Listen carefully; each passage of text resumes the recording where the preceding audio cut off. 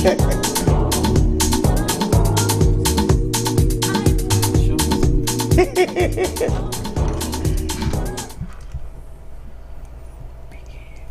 day, good people, and welcome to Real Chicks Rock Presents Real Discussions. I am your host, Michelle Dusbert, and I am super excited today because today is super special because I have guests with me that were with me from the very first show. And we're going to get into it. Listen, it's a beautiful day here in Atlanta. Feels like fall, right? That's what we're talking about.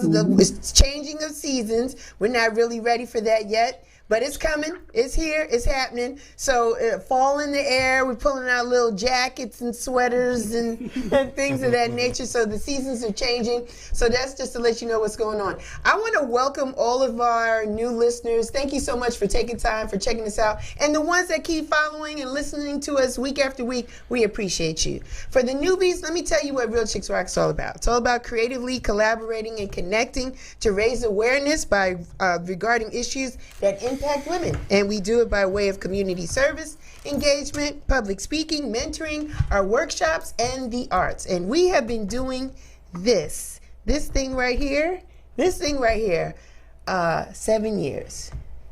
Yeah, right. So my guest today, yes, give it to me, Dad, give it to me. My guests today were with me from the very first show, which was April 16th, 2016. Wow. Right. Wow. Right. We were in a different location. We talked at a bar top. It was a, bar top. Man, we had mics and we were sitting close and snugly. Mm-hmm. And the conversation then, because I found it to be quite interesting, it was about hip hop. Mm-hmm. It was the conversation hip hop then versus now. And so today's topic is hip hop then versus now part 2. Part 2, because it's the same people. It's 7 years later. But let me give some introductions. My guest today is Cheryl Cox, Dee Tate, and Darren Divine. Hello, family. What's up? How are y'all? Hello. All right. Dee, I'm going to start with you. Tell the people a little bit. Oh, no. Tell the people where you're from and a little bit about your day job, just so people get a feel of who you are and what you do. Okay, I'm Dee Tate. My government name is Darlene Tate, mm-hmm. and my Tate is my maiden name. Mm-hmm. Holiday is my formerly married name. I'm from Illinois by way of Virginia, mm-hmm. and I moved to Atlanta about 30 years ago. Mm-hmm. I've been a communication director for the last 10 years. Awesome. And before that, I've been in multiple roles, marketing, communications, mm-hmm. all throughout the corporate sector. Mm-hmm. So communication is where I landed for the last 10 years. Awesome. And then you have a love for music, do you not, DJ Butter? Come on. Sorta. Kinda, sorta. Okay. All right. We'll take that. All right. Yeah, I'm also in the process of building a DJ career. I've been doing that also a little over 10 years. Mm-hmm. I started off in vinyl probably 30 years ago. Wow. Left it, moved back into the digital space. Mm-hmm. 2014, so it's coming up on 10 years. Awesome. And my first gig was from Real Chicks Rock. That's right. Yeah. At Urban Grind, the coffee shop. Yes. Periodic spots there. Yes. So, Yes. Always been welcoming. Yes, Dee. Yes, Dee, a supporter and a fan. We appreciate you. Darren, tell the people a little bit about yourself. Where are you from? What do you do during the day? Okay, so my name is Darren Divine, born and raised out in New York City, mm-hmm. Harlem, mm-hmm. South Jamaica, New York Queens. City. Yes, sir. Moved to Atlanta in 1996. I came with the Olympics, that whole wave. Mm-hmm. I've been connected to the entertainment industry well over 30 years. I was an artist, local artist out of New York City. Had a single out back in the 90s. Then when I moved to Atlanta, I took a different journey, started DJing. I did Sunday nights at the world famous Apache Cafe, the now defunct Apache Cafe. And I've still been connected by doing local events here in Atlanta. I've also worked for Sound and Stage Production, was sat on a couple of production stages for like various TV shows, including BMF. Okay. So, and like I said, just still connected, still doing events and festivals. Awesome. That's why. Cheryl Cox, tell the people. Hi, everyone. I'm Cheryl Cox, and I am, by day, I am a nurse. I am currently Regional Behavioral Health Manager for my company. I cover Tennessee, Georgia, and Texas. So I've been traveling a lot lately here. I am from East Orange, New Jersey, always rep EO. No matter where I go, East Orange is always my home. I've been in Atlanta now for 17 years. Awesome. Seems longer. It seems longer, but 17 years. Okay. All right. Hip hop today.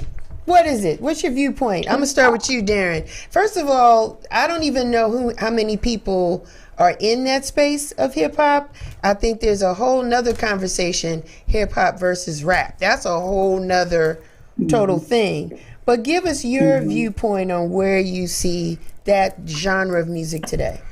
Okay, this is like a twofold answer. Okay. So let me give the politically correct one first. We'll take it. Okay, so it's a beautiful thing that hip hop has been around as long as it's been. You know, it was a lot of resistance in the beginning. There was a lot of people trying to keep it from flourishing to where it is now. But now that we're in the 50th year and all the celebrations that's been had, and a lot of veteran artists are getting their due that they didn't necessarily get from before. So it's beautiful in that aspect. Right.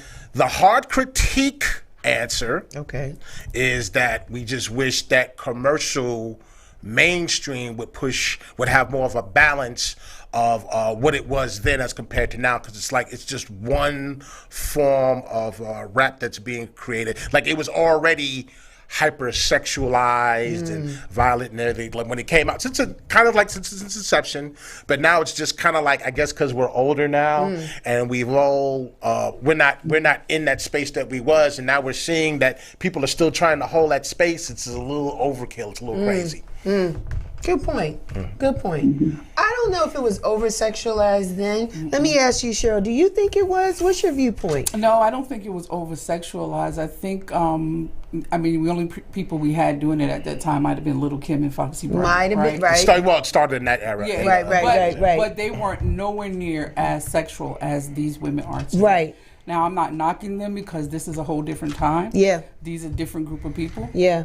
These children are exposed to so many things that this is like normal for them. Yeah. But you have to realize back in the day when Kim came out, that was like shock for us because we didn't have social media. Right. We didn't have all that exposure to all of that. You had to sneak in to watch BET at night or something like that. Right. But nowadays, it's at their hands. So this is normal. This is normal for them, but it doesn't make it acceptable to me. Like, it's not something that I want to see women portraying themselves like that. Like, we can have MC Lights and we can have the Latifahs, we can have the Little Kims. I mean, but she was sexual, but it was not as, I don't want to say raunchy as it is now, but it is a little overkill right now. Okay. Dee, your thoughts today? Rap music, and then there's hip hop. Does hip hop really still exist today? What are your thoughts, Dee? Tell us. It seemed like hip hop is done the reverse of house. Like hip hop is now underground and rap is mainstream. And so I think there are a lot of good hip hop artists still out there, but they're very underground. They get very little airplay. So to Darren's point, we just need a balance. I think all of it has always existed, but it was always a balance. So you had a choice of who you can listen to. Right now, it's just a tunnel towards one direction. Right. So I think that's pretty much the biggest part of hip hop, the perception of hip hop, that the real hip hop doesn't exist, and you have to go looking for it. Yeah. You don't have the DJs pushing it out to you like you used to. Do we feel, are we knocking them for their game? Are we older now? We are older. Hey, that's a blessing, first of all. I wear my old. I wear. Like we kind of are the gatekeepers. Yeah, okay. Like, listen, it's a blessing to be an old head. Yes. And what people don't realize is that y'all gonna be old heads one day. Right. These same young kids that's trying to, man, you did it. Y'all gonna be in the same position that we are, and y'all gonna be the ones that's raising the next generation. So y'all have to give them some type of guidance and understanding so it doesn't go as far left as it already is. You know what I'm saying? Yeah. But I like what Dee said. We are the gatekeepers. So should we be more in the space like a Diddy? Because I think he's an older guy, but he ain't letting it go. You know what I mean? You know what I'm saying? He's gonna be not like Diddy. He's gonna be in it, but I think he's trying to be some kind of a conduit. To I think he embraces it more, the change, than a lot of the other old heads did. And I think that's part of the problem. They didn't embrace it. They were like, oh, they're mumbling, they're doing this, they're doing that. Instead of taking them under their wing and grooming them. Right. So they had no guidance. So when you have no guidance, this is what happens, right? So you can't knock them for how they're going about it. The old heads came along too late now.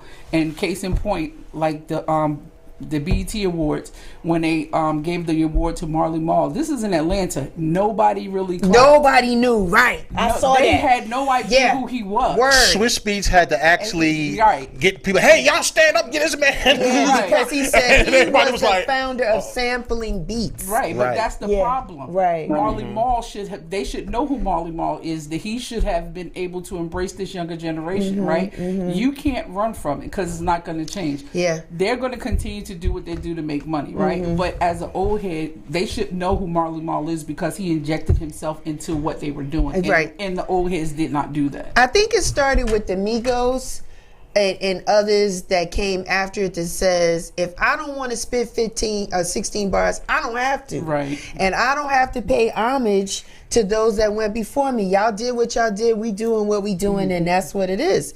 And so it's a different thing. It's a lot more money on the table. I think in all fairness, Marley Marl, he's a well-known producer. We know him, and he's been doing some work in talking to Lady Alma, had her on the show. She's doing work with Marley Marl. Okay. He reached out and wanted to do work with her, which I was like, wow, that's awesome. So he's got house in his veins, right? He's a house guy as well as everything else. But I think the older guys was trying to find their lane, because when things were switching, even when in the 90s and early 2000s, they weren't getting the love then. And so now it's 2023. Do they really expect to get the love now? I don't know. I think what happened was, as the Y and Z generations came in, they lowered the stat. See, because back in the golden era of hip hop, you was held to a standard. Y'all remember this? We're all we're all Generation X here, right? Right. You remember being held to a standard by just saying you're a hip hop head.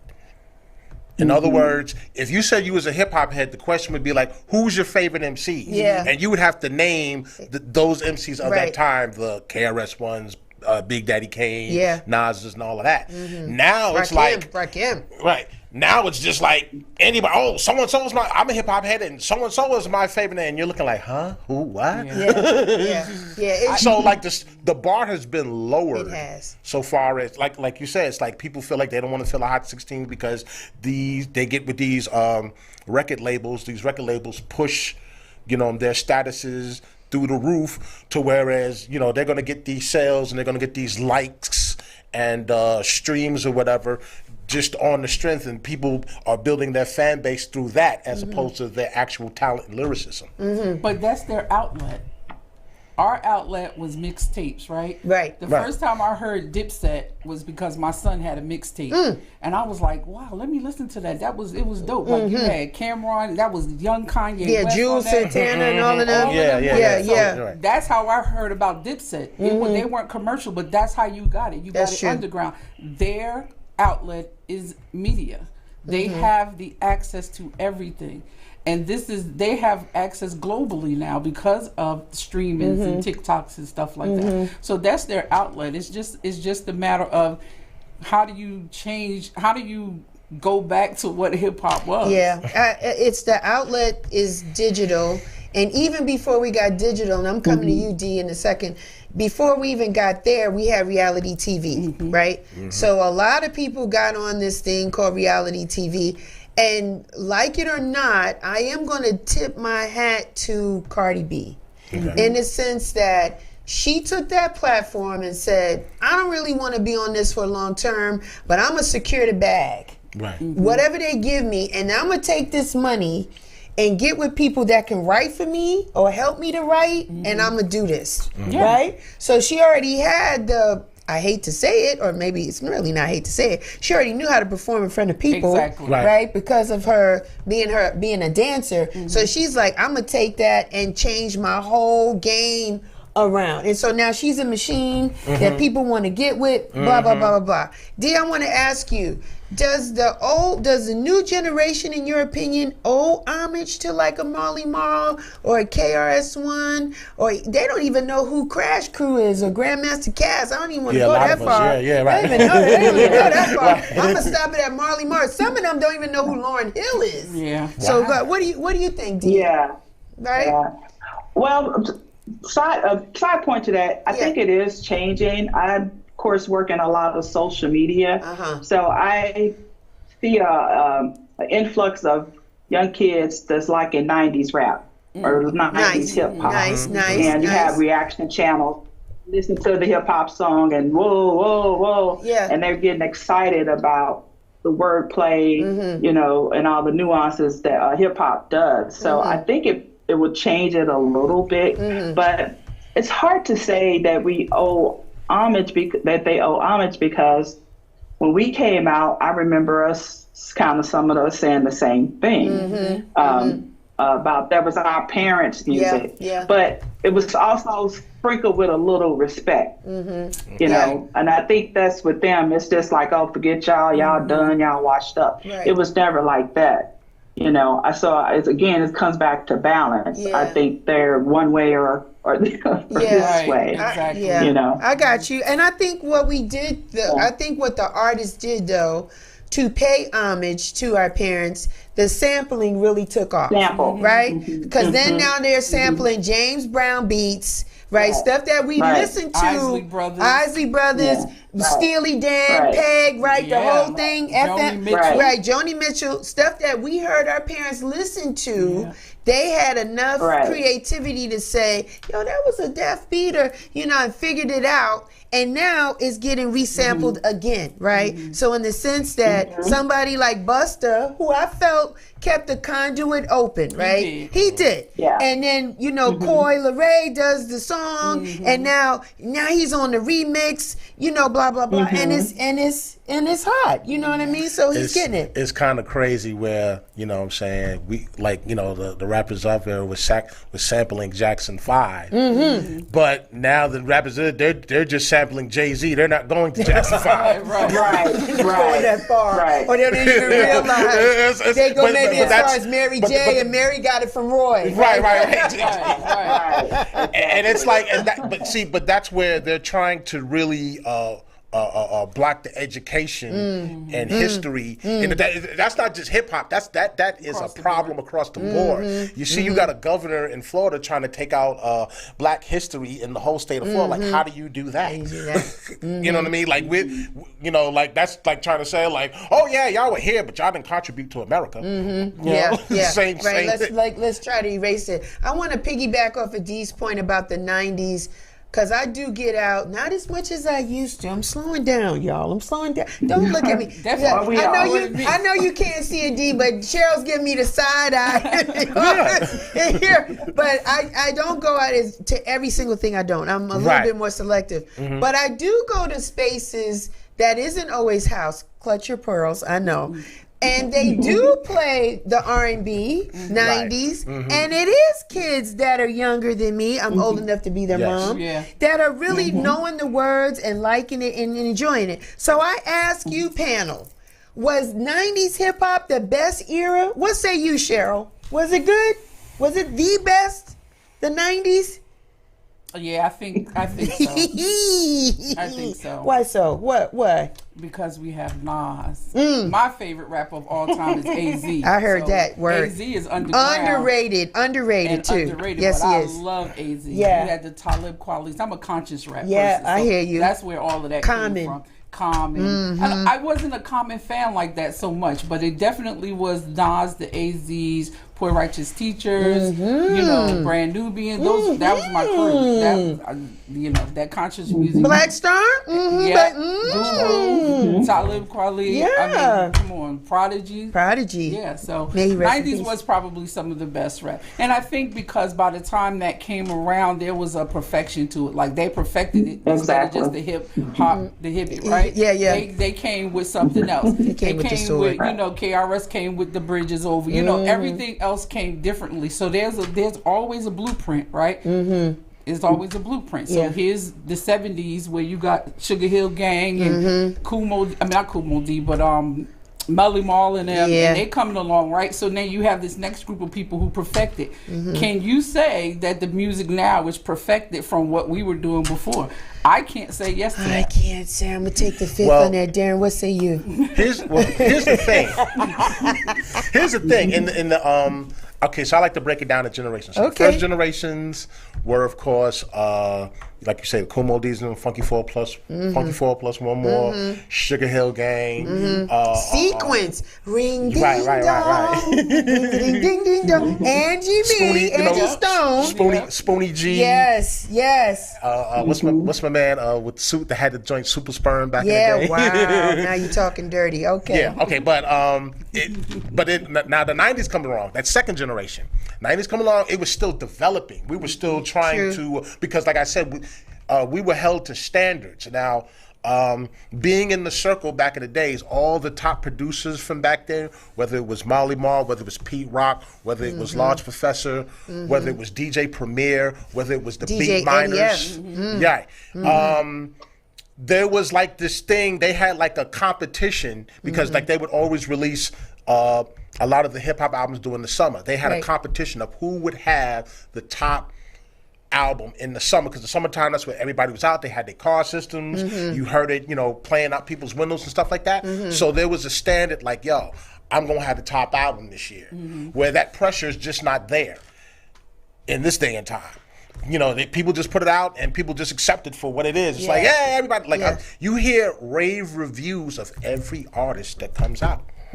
Like you have X amount of people that hate the Drake album, but then you have these circle of people that love the Drake, and that's how it's been for every artist. Like I haven't heard that one album that everybody from 8 to 80 just loves, like, yo, this is it. Because that was the type of albums that we had to put out back then, because that's where, that was the kind of pressure that was on. Are they even putting out albums? I was going to say, hold that projects? point, right, because it's not even albums or CDs or cassettes or anything like that. Well, it might the format be of EPs the format or of the just stream. Well, like today is the format of the stream, but it's still a number of songs. Still a number of anything. Anything I believe after 8 songs is an album. 6 is the EP. Anything after that, album. We're going to come back. I want to talk about the culture. I want to give Dee an opportunity to weigh in. 90s music, 90s hip hop. You got 30 years you've been touching vinyl. Was 90s a good year for hip hop in your opinion, Dee? Absolutely. Y'all left off the native tongues. Yes, I did. Native tongues. Just everybody that you've named, and we can add more. Queen Latifah, just go on. And one thing I thought of in the 90s, we had hip hop movies. I think Crush Groove came at the end of the 80s. Yes, my but favorite. you started having more hip hop movies, and rappers became more than just hip hop stars. They became actors, LL and Queen Latifah. And I don't see that happening anymore either. Yeah, my fave. Ice Cube. My fave, Tribe Called Quest, of course. Quest, definitely. Definitely. And their music still carries on today. Hip hop has always been, and Cheryl said something that hit me in my head. culturally, like when it came in the 80s, there was a style and a fashion that went with it. And even from an artistic perspective, there was the graffiti movement. Yeah. And I think we took that in the 90s, and I think this what made the 90s even hotter.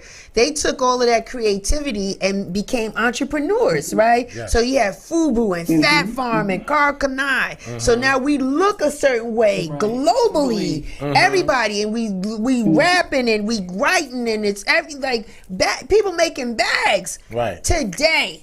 Do we have that today? Actually, is it just a what artists are doing now? And Balenciaga and Ugly Yeezys. But they're not only Yeezy. I mean, but the other ones are established that you, instead of making your own companies. Right.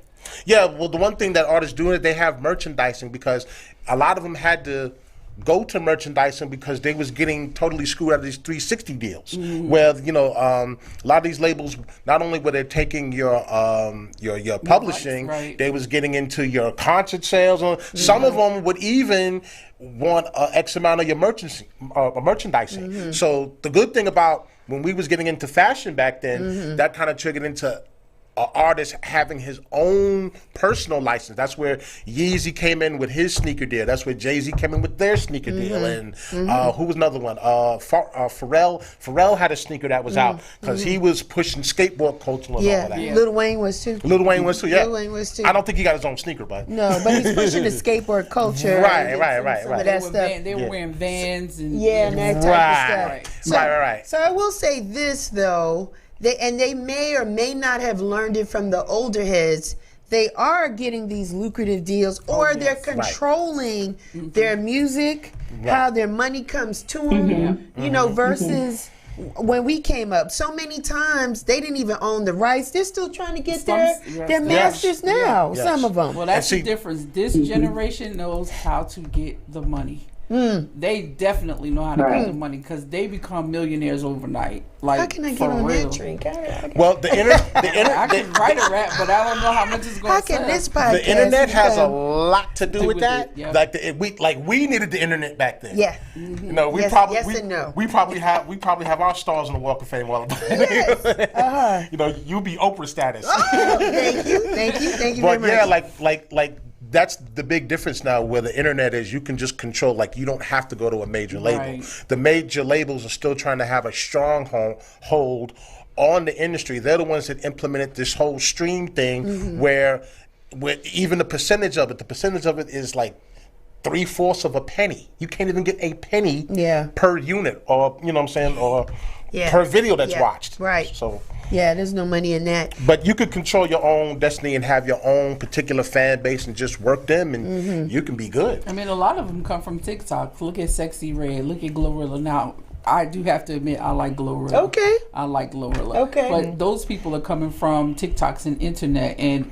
YouTube fame, and they're building from that, and then they're going into the market. They're not looking for agents no more. They're not looking for people to produce them anymore. They'll put up that camera, go on YouTube, do their song, and then the next thing you know, they're on the BET Awards. And what is it about Glorilla that you like? I don't know. I just like her flow. Okay. I just like her flow. Okay. She's not as out there like a lot of them, but I just like her. It's something about her Memphis flow. I just like her flow. She's just, out of all of the ones that's out there, she's the one I like the most. Okay. Now, this is what I do to stay connected, because regular radio in the car is garbage. It's too many commercials. I can't get to the music. The program of it, you're gonna hear the same stuff. You're gonna hear the same Drake song played in the 10-20 minute span. I don't do it. So I spend just a few dollars to have Sirius XM radio. Okay. I do. I like it, and it is there that I get to hear, to Dee's point, some of these underground artists. Right. And just people I didn't know, and because I wanna be like, I still wanna know what's up. Like, I'm not in my box yet. I'm not laying in my box like this. So I still love hip hop, and I wanna still respect the form and the genre that is being presented. And some are good. And I do feel like it's changing a little bit. What say you, panel, in the sense that I feel that there is a little bit more pen to paper versus just willy-nilliness. D, let me ask you, do you feel like the hip-hop artists today or rap artists today are sounding a little different, a little bit better, or what do you think? Yeah, I think they're getting there. I think they're getting there because the old heads still got their foot on their neck. They're still out there and making these social media rants about them messing up with the foundation that they laid. So I think as long as they're still around, I mean, unfortunately, a few of them are dying off rather young, but we still got enough of them left to raise the village. Yeah, so I think as long as we're still around and it's a presence, we're going to kind of hold them to the standard. Yeah. I want to shout out LL Cool J. I think he's doing an excellent job with the whole Rock the Bells radio station. It used to be Backspin, and it was kind of on the same rotation of songs or whatever. He is actually giving people work. Yeah. Because he's got DJ Scratch on there. I heard DJ Epps last night. He got Remy Ma's dude on there, Papoose with a show. And then these DJs are not just sticking to the classic old school stuff. They'll sprinkle in some newer stuff too in the mixes just to kind of educate the people. I want to add something. Go ahead. If you've seen his performance on the BET Awards just recently, on Hip Hop BET Awards, this is a man in his mid-50s, and he had the energy just like he put out his first album, and it was wasn't no lip syncing. Nope. Everything was queued up on point, and there was an actual tweet on Twitter or the X or however you want to say it, where they were like, "Yo, all the old rappers is rhyming straight up, and all the new rappers is rhyming rhyming behind their vocals." So I saw LL on the Tom Joyner cruise live, and when I tell you he puts on the show, he puts on a show, and I'm telling energy from the time he hit the stage till he leaves. Yeah, he's definitely got it. Yeah, right. Yeah. And can I piggyback on that? That is infectious, and now you're seeing the old school artists shows sell out, and the new artists are having problems filling up a stadium. So I think that's interesting. You had a few instances where some new rappers, they had to have their shows canceled because they just wasn't selling in those particular cities. But like you say, Big Daddy Kane, KRS-One, Jay-Z, all of them could continue to sell out shows. Always. I actually worked an event where it was Big Daddy Kane, KRS-One, EPMD, and it was a nice sizable crowd. Even they even had this was at Maple House Amphitheater, and they had one for the down south artists. They had 8-Ball and MJG, Bun B. Even though he's West Coast man from the Dog Pound. Quick. No, from the Dog Pound. Corrupt. Yes. Warren G. Correct. Yeah, and that show was an awesome show, and that everybody, that like you said, that was representing the South. That was in Atlanta, so they was all into it. And that's the difference. That's what I felt about the BET Awards. I felt like because it was filmed here in Atlanta, they should have did more of a Southern type of like Fat Joe was keeping it in New York. That's different if you would have did that at up in New York. Like people would have went crazy for Marley Marl, right? They would have went mad. But you down here in the South, you got to keep it Southern. Like you got to know your audience. And when they started doing Jay-Z, when JD came out, right, and he brought So Def out, the audience was going crazy. But they weren't doing that for the New York, for the New York rappers. So you have to definitely draw your line and know your audience. No accolades to Outkast. None. That's what. And they got the #1 selling album ever, hip hop album ever. No accolades to Outkast. But we should have had Big Boy. Should have Big. You had to have Big Boy up there. But we kind of biased when it comes to rap. Like there's the New York rap, right? Then you got the Midwest. It's a bias. Well, not. It's a bias. I mean, maybe so far as when they do a show, but there's a lot of Southern rappers in the mixtape era. They were selling in New York like crazy. Lil Wayne and Gucci Man with T.I. was selling like crazy in New York. Yeah, but we snobbish, and we know that. We snobbish. Us Northerners, we real particular about our rap, and we real snobbish. It took a lot for people to start even even respecting the Southern rappers like Yeah. Outkast. Outkast, they definitely had to fight their way to get some love up top. Yeah. So you Right. can say what you want to, but Well, I'm just saying it's true. They wasn't getting the play. Now, one thing New York, the bias was they wasn't getting the play like they was like back in, because it was the whole Tupac thing, the whole, so like it was a regional thing. A lot of these stations now they're working more on the national level, so you're hearing more of these artists come out, and that's but like I said, but when gotta keep cute on the mic, but So when but a lot of those barriers were being broke as when like say when the South finally was like the main, all the artists was like the main ones on the radio. That's where you started getting a lot more love, where they was going into New York and performing shows. And But it took some time. It took some time. Definitely took some time. It wasn't no overnight deal. Like, it took years. You were listening to Outkast on the low, like and you didn't want nobody to hear you. Didn't want nobody to know. I tell people to this day the only reason why Outkast got disrespected at the Source Awards because they beat out Wu-Tang. Okay. You got to think, in New York, Wu-Tang should have been the only ones to win that award for best group. So when it was Outkast, and they weren't, to my saying, they weren't even getting played in New York like that. So they weren't booing like, nah, they whack, booing like, who are they? It's almost like it's a division in the culture. It's almost like light skin versus dark skin. It's kind of like you're in this space, and like it's who's better. We feel, because those that don't know, I'm from the Bronx. The birthplace of hip hop. Right. So I personally feel a way, and so when you feel it's slipping. One thing about the 90s, it was slipping away from the Northeast because of Outkast, and then the whole West Coast Cash Money down in those guys, and then Luke was doing his thing in Miami. Don't forget about Bun B and them. And then the West Coast. So it was like a whole emergence of different styles of hip hop, and people could write and people could spit, and it was a different thing. And different dance crazes came with different types of styles of hip hop. So it was a different thing. So now New Yorkers, people are like, who? People are, y'all ain't really got nothing up there. It's everywhere else, and so we feel away. Right. I'm telling you, we feel away. You know what I mean? Right. But that's evolution. That comes with it, right? But shout out to all the ones that was still trying to hold it down, like the Locks. Yeah. And you know what I'm saying? Yeah.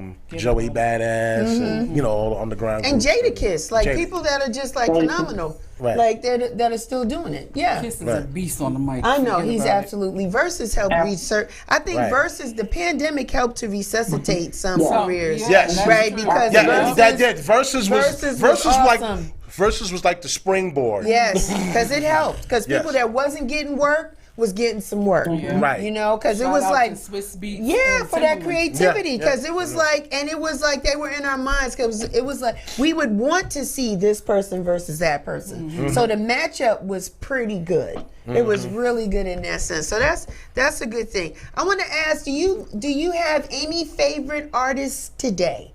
And you can give me an old as well as a new. You told me Glorilla is one. I like Glorilla. You have an oldie you still like? Oh, AZ. AZ, okay. Darren, how about you? Okay, so now so Darren always got to give us a story. Wait a minute. Yeah. He seemed lean back in the chair. All right, what you got? No. So far as female artists, one that doesn't matter. The one that artist that doesn't get a lot of credit on the mainstream level is Rhapsody.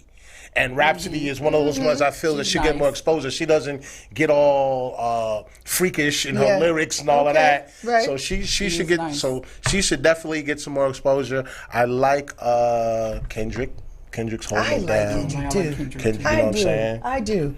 I like Kendrick. But those go and back J. to Cole. They go back to the conscious rap. Right? They like do. If you if you like conscious rap growing up, you always gonna like conscious rap. I'm thinking outside of the box. I'm gonna go outside of my box of consciousness, and I'm gonna say Glorilla because I like her. Yeah.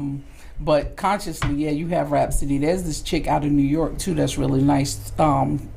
She was on the BET Awards. She a little sexual, but she not real bad. But I can't think of her name. It's gonna come to me. Okay, we'll come back. She's nice too. D, who do you have?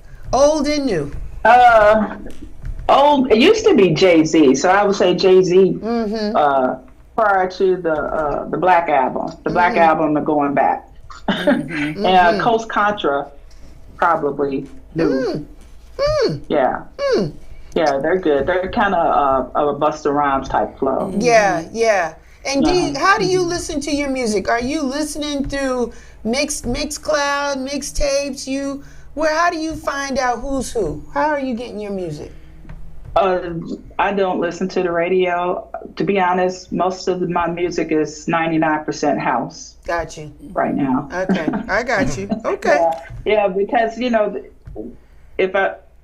when I turn on the radio, they're playing 90s hip hop like it's today's hip hop. No. Yeah. So now you're kind of getting tired of like you did back in the 90s. Yeah. The same groups over and over. Yep. Yeah. So just to prevent that, I just put in my CD tapes, and I have a short commute, so I don't listen to the radio that much. Okay, When good I get the deal. opportunity to. Good deal. Go ahead. I forgot to mention, favorite rapper, old and new, Nas. He was making music back then, and he's still making music today. Hands down. That's Which correlates into my AZ. Yeah. You have Nas, you have AZ. Yeah, and the firm and the whole thing. Please address him. And as I really like Mos Def, but I don't too. know where he is.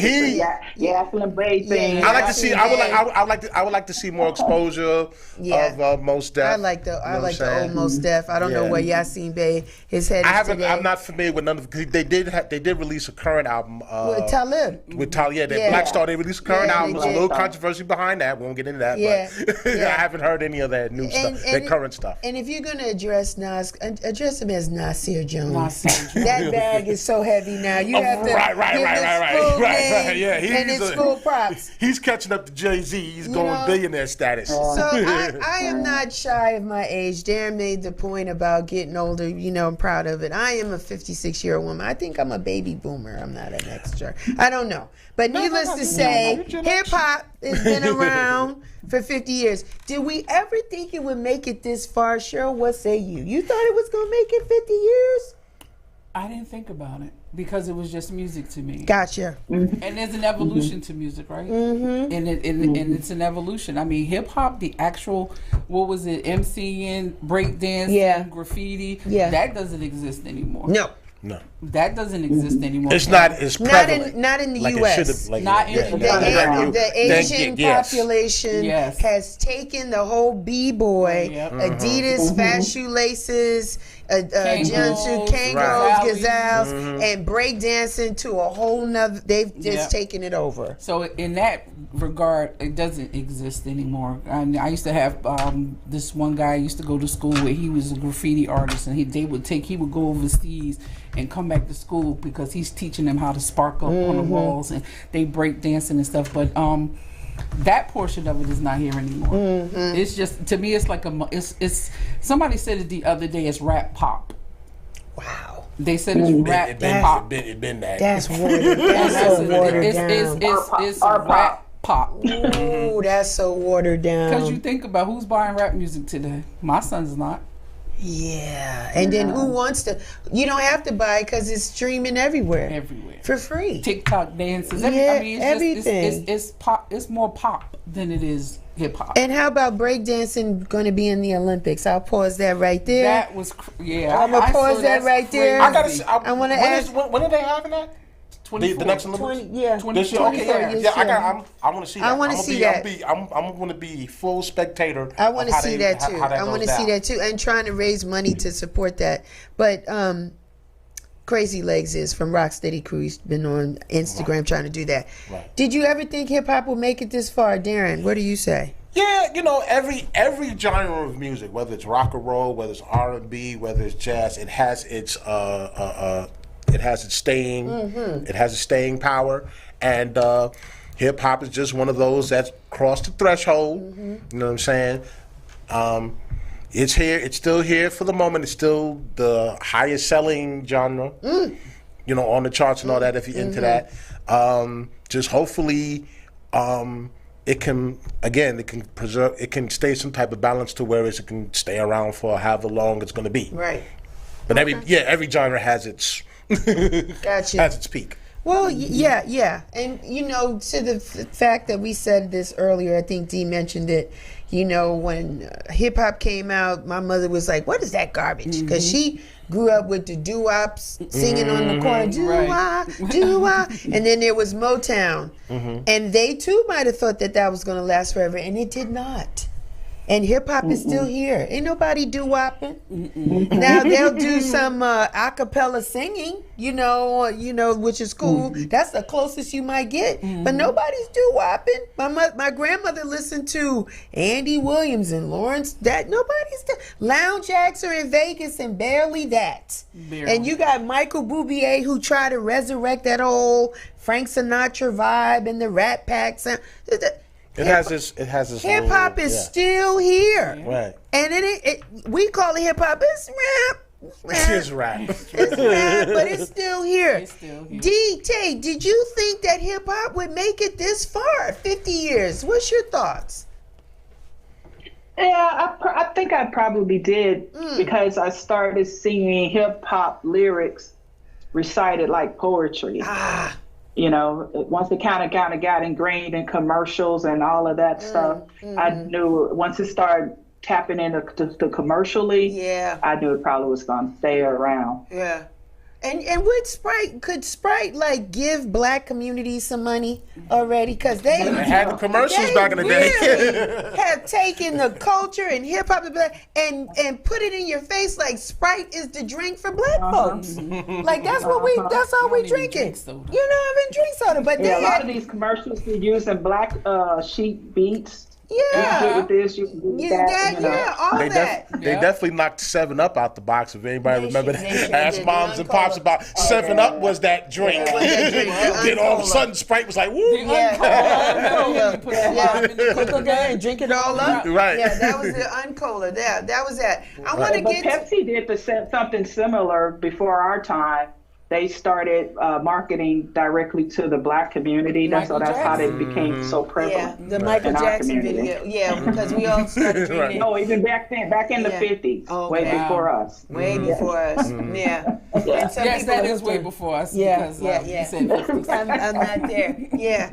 So hip hop is still here. Today's controversy, like in anything else, we just can't get along. There's always something that we're buzzing about, and there's conversation or buzz about our Latino brothers and sisters. I predominantly our Puerto Rican brothers and sisters, especially in the Northeast, in New York, and all that. Their level of contribution to the culture. Now, I know I saw b-boys and girls that were Hispanic. My Puerto Rican sisters, brothers and sisters, we were going at it like in a circle because I was a b-boy, a b-girl, a little bit there, breakdancing. I never spun on my head though. Never spun on my head with the linoleum on the floor. But I'll give you to it and I'll pop on you and I'll do all that. But they were there. Yeah. And so, yes, they were not, to Darren's point that we said in the Blue Room shenanigans, the founding architects, but they were part of the culture. Cheryl, am I bugging out or no? No, because they were the b-boys. They were the graffiti artists. They spark up, they would be sparking up and they would be b-boying. Yeah. Did they rap? Did they MC? I don't remember that portion, but when it came down to the whole crew, if you did the whole hip-hop what it was, then you had the b-boys dancing, you had the rapper rapping, and you had the graffiti artists sparking up, and a lot of times they were Hispanic. Yeah. Doing the breakdancing in the graffiti. Darren? See, okay, so the controversy is that you have Fat Joe who made a statement saying that the Latino community brought hip hop. That's heavy. You know what I'm saying? Now that's heavy. And let's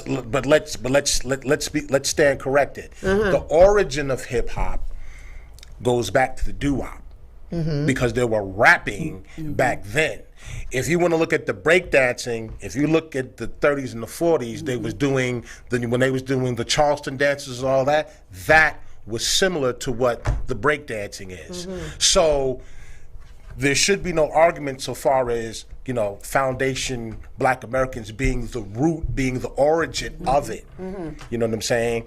But so far as one particular nationality just taking all of the credit of saying that we brought hip hop, I mean, it was a contribution. Yes, you had your Latino brothers and the Caribbean brothers that contributed to the genre, but let's be corrected where the origins came from. The origins came from us.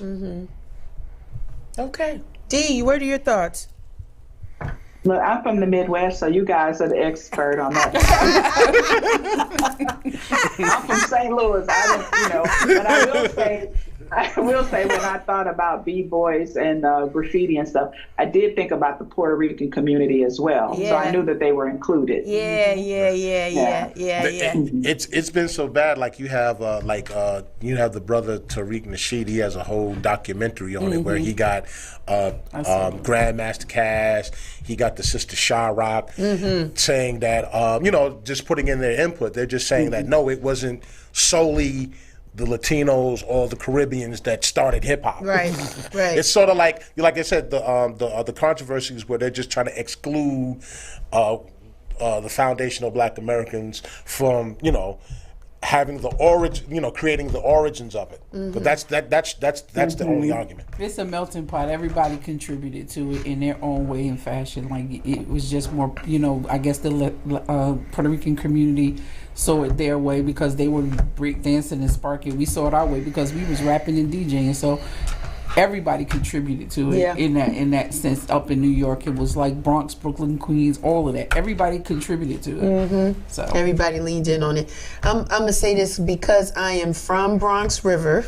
We already know. Right. No, some people don't know, so I have to let I'm saying what you about I to say. have to let folks know. What You seen it from day one. I've seen it from day one, and so there's a hole in my heart a little bit because in all this talk about hip hop, you can't change who contributed to it, right? And so we may not like what certain people have done or where they are today, but you shouldn't etch out their name because they were instrumental in the culture. And so where I'm going with it, because I was blessed to have Mr. Biggs from Soul Sonic Force on the show, because we grew up on the same neighborhood. His brother was in my 4th grade class. And so I was honored to have the conversation with him, and he was really passionate about just their contribution to hip hop. And I'm talking about Africa Bambaataa and Soul Sonic Force, right? But really primarily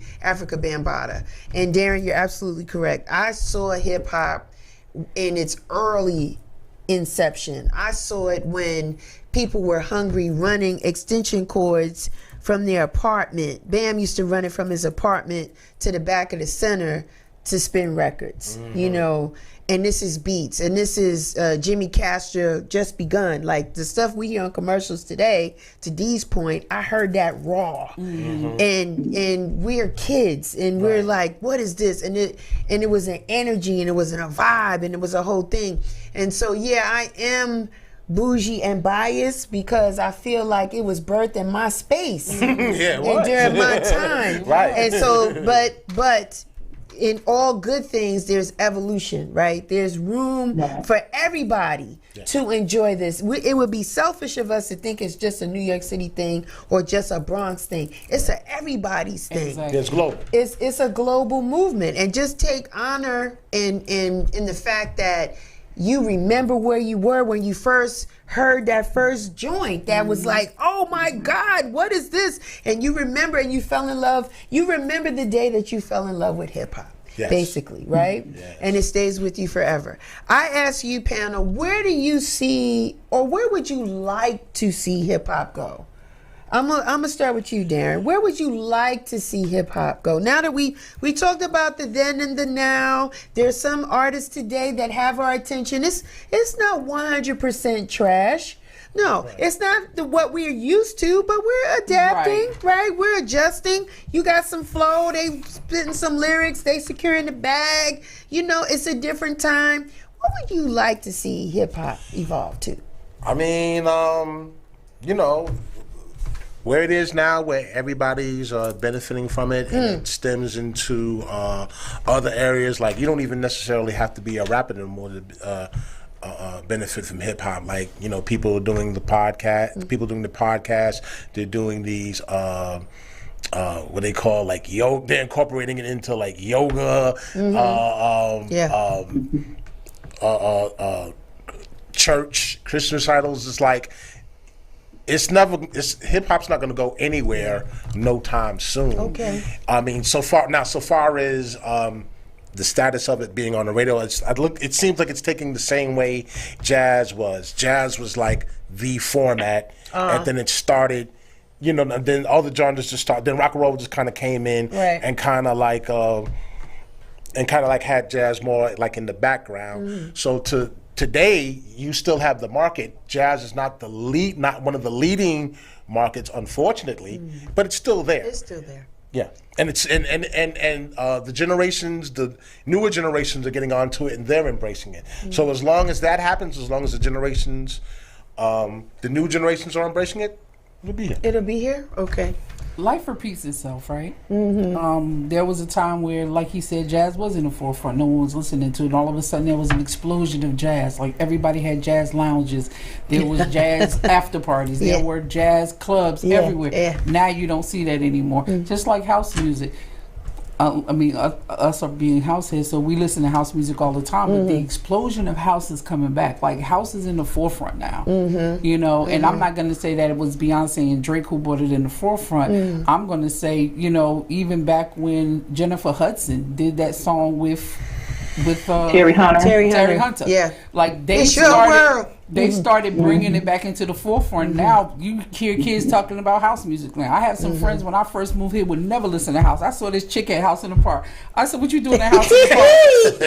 I said, "What you doing at House in the Park?" She was like, "Mind your business." I was like, "Okay," because when I used to play it, you couldn't stand it. So it's the same thing. So I think old school hip hop is going to come back because this newer generation of kids, not the ones that are 20s and 30s, I'm talking about these teenagers, they're listening to the 90s rap. Yeah. So it's going to be a cycle. It's going to come back. Everything repeats itself.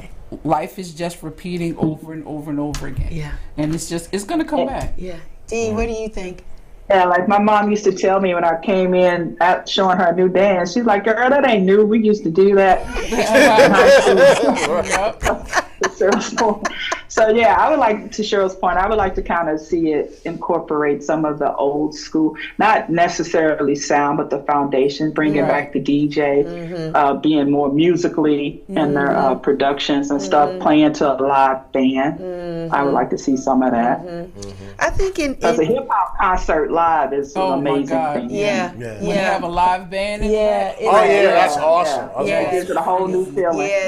Like, what rapper today, like this new school rap, which one of them can go and have the Roots come play live for their music? I don't know any of them that can. I think Kendrick Lamar. Joey Badass did My Umi Said. Yes, he did. I seen clips of that. That was awesome. Oh my God, I was like, oh wow. There are a pocket of them that can do it. It's like, a pocket of them the that can do that. mainstream of them, like the little babies and the babies and somebody else's baby, and they couldn't do it. Yeah. To credit my brother again, Nas, he performed with a whole orchestra. Yes. But we're not talking about. He did his whole Illmatic album to an orchestra. We're talking about these 2023 rappers. Yeah, we talking about the which one of them ones. could? Like the 90s rappers, all of them could. It could be done. It's about the foundation. You know, you can't build a house on sand, right? So you want to build and you grow. Go ahead, Dee.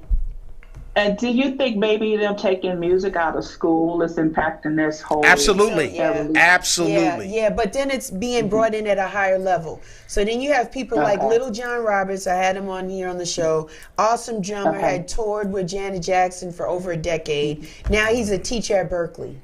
So then you have people that are teaching at Berkeley, at Cornell. Like there's DJs teaching scratch classes at Cornell University. So we're missing it in from K to 12. But then if you go to college, you have an opportunity to understand it, and hopefully the fundamentals are being taught, where it comes from, you know, and people are asking the questions, and this platform can help. The conversations can help. The fact that we're still open to receiving new people, we can tell people, when I was at your age, this is what it was. So we have an opportunity to bridge the gap. And it also comes from, what do you play in your house? Yes. Like in my house, I play a lot of old. Like Me too. My kids, my son, some of the times he's in the shower and I'm listening to what he's listening to. Like, so the boy is really listening to me. Yes. Because he's playing some stuff and I'm like, yeah. He was like, you just don't understand. I know a lot of stuff. And listen, I was just at Tuskegee homecoming. Yes. All the college students. Let's not get it twisted. Let's not make it seem like this new generation is just that biased listening to no music. There was a lot of them that was jamming to some of that old school music. The majority of the DJs out there, they was playing old school. They was playing 90s. And you seen some of the young folks like, yeah, this is my grandma's tune right here. So they still jamming. I mean, good music is good music, period. Yeah. There's a guy who does a TikTok, and it's him acting like a young person and his father. And he'll say, Dad, you know this song? And he'll play something with like Isley Brothers in the background. And then his father will look at him. Oh, yeah. And then he'll play what the original song is. Right. He was like, they stole such and such music. He was like, no. I mean, it was just crazy. Like, they played Joni Mitchell. Like, he was playing the song that had Joni Mitchell on it. And the father came out and played the original song. And he was like, they keep stealing all our music. Like, no, you're stealing our music, son. It's been out here. That's awesome. That's cute. So listen, 7 years later, people, we had this was nice. I'm so proud. This was thank you so much. And we still look good. And we still look good, and we're still lovers of music, lovers of all kind of music. Yeah, I think it's important what you play. My son listens. He loves the OJs. He hears them. He turns them up because that's what I was playing. He knows Michael Jackson, and he knows everybody. And my grandkids. Yeah. So when he's doing his homework, he's listening to 90s music. Like he's listening. So yeah, it's important. And I think foundation is important. That's what I wanted to say. And what you're trying to build, make sure your foundation is solid. No, you don't really have to kiss anyone's behind, but understand what drove a person to do what they did and why you're passionate about it. Maybe there's a connection in that, because you don't want it to die with you, right? You want it to pass it on. And so again, we're just using different platforms and streams and mediums to help bridge the gap, because we love hip hop. You know, we love the music. We do. So Dee, where can people find you? If you got some mixes or things you want to let the people know where they can find you, if you got some stuff out there? Yeah, you can find me mostly on Podomatic. I have mixes there for free download. Give me a second, I'll give the address. I'm on Mixcloud. You can follow me on Instagram at DJ Butter ATL. Okay, is that BUTTA? Yes, BUTTA. All right, you're welcome. Darren, how can the people find you and catch up with you and what you're doing? The easiest way to follow me is on through Linktree. And it has all my social media platforms on it. And I also encourage people to check out moodslingers.com, mood, SLIGERZ.com, because that's a platform that showcases new music that's not played on the radio. And they're in the process of curating a lot of events in Atlanta, showcasing new artists as well as established artists. So that's moodslingers.com, Linktree, D Divine for your mind. All right, awesome. Cheryl, how can the people find you? I'm at home. I am at home, girl. Just we all got to go to Cheryl's house. Yeah, come to the house. Just come to the house. Cheryl's on the move. I'll whip up something for you. Cheryl's on the move. I mean, no social platform like that. You know, just working really hard. Okay. All right. Good. I am spinning November 5th on Rap Abernathy. You can find that on my Instagram page. Oh, awesome. We there. Congratulations. We there. We'll have to peek in on that. We'll see what's up.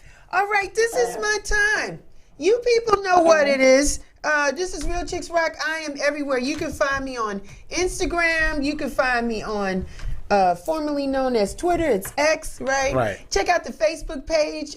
Go to the website, realchicksrock.com. Cop you a t-shirt. I know it's a little chilly. Wear that t-shirt under your leather jacket. You'll be all right. Get that merchandise. Get that merch. But yes, I want to thank my guest today. This was cute. And it was, I'm not going to cry. I'm not going to do that. But I appreciate these people because they helped me when I had this vision. And I didn't know what to talk about then. I was like, we talk about love. We talk about hip hop. And we had a great show then, and we had a great show today. Awesome, yeah. So I want to thank my guests for coming today. But I want to leave you with this. Those of you that know, I love Frankie Crocker. I listen to him all the time. 107.5 WBLS in New York. And he used to say all the time before he left us, he would say, may you live to be 100 and I live to be 100 minus a day, so that I never have to know that beautiful people like you passed away. Until next time, take care, be well.